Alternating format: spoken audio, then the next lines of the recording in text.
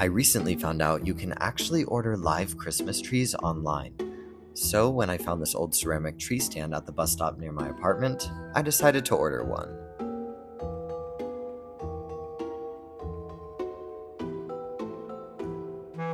Although it came packed in an extremely skinny box, after a little fluffing, it actually took up a lot of space in my living room. But it smells so amazing, and I think it looks really beautiful.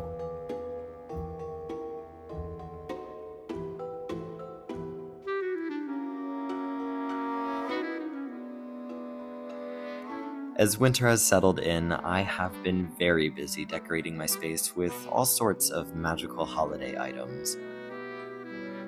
Curious bits and bobs and creatures are always finding their way into my view, and so like any good magpie would, I simply have to bring them home with me. I often hear people say, "What are you even going to do with it?" But somehow the purpose of every item I bring home reveals itself with time. Take this black dress I found in a box on the street of an old German town.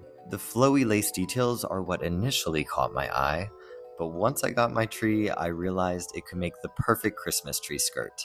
It just needed a little shaping. So I laid it out and got to work with some thread, carefully measuring the circumference of the stand. Funny enough, it actually perfectly lined up with the circumference of the lace stitch line in the middle of the dress. That made cutting out the middle really simple. Almost like it was made for this.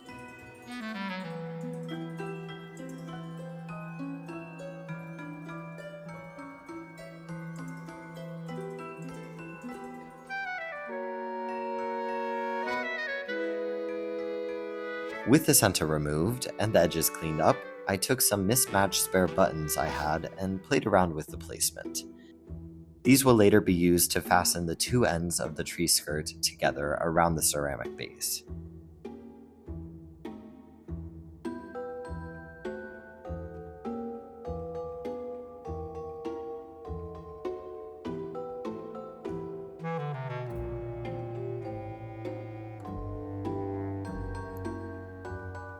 Next, I took some tailor's chalk and marked the placement for each button and its corresponding buttonhole.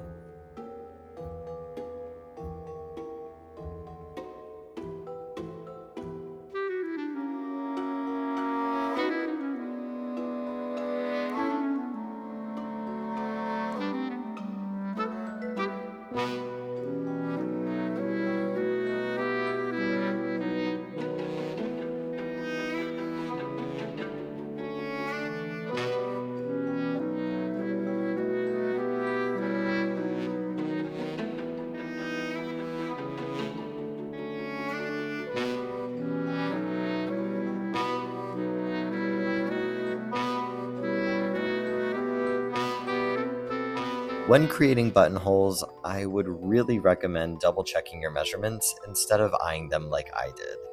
I actually had to do a couple of them twice, so definitely save yourself the effort. Since this was my first time, I practiced on some scrap cloth beforehand. Definitely will need some more practice in the future, but in my opinion, not bad for a first attempt. Oh, and another tip I would give is using that tailor's chalk to draw a parallel guideline next to the area you are sewing. This really helped me keep my stitches even on such a dark fabric. And once you've made sure there's no gaps in the stitching, you can easily just take a pair of scissors and make a little slit in the center where the button will then slide through. Once I had completed the buttons, I looked at the piece and I don't know, I felt like some of that Christmassy detail was still missing. So I hand-stitched a few snowflakes around the skirt with that same red yarn I used for fastening the buttons. This helped tie in that holiday feeling without the item seeming too modern. I definitely prefer my decorations to err on the more vintage side of things.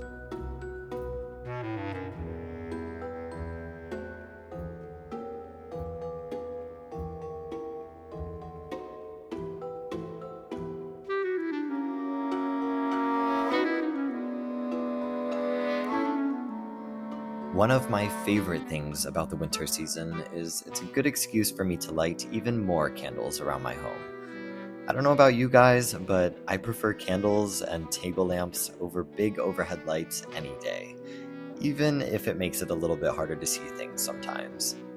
I guess I'm just a 17th century soul stuck in the modern day world. But that doesn't mean I can't romanticize it.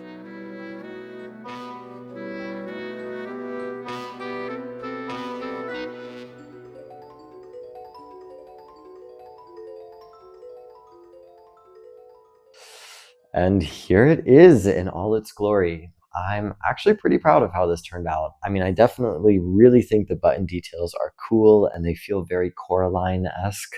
And the snowflake details also give it a little bit of an old worldly vibe, which is definitely the essence that I try to go for in my apartment. While this was a really fun project to work on, it was also a lot of firsts and some challenges for me. For example, buttonhole stitches. I did not have the foot insert that you put in your sewing machine to do proper buttonhole stitches, so I was doing them completely just by eye. And black thread on black fabric, if you know, is impossible to see even with the light that's on the sewing machine. So I can confidently say they came out really wonky, but that's all right.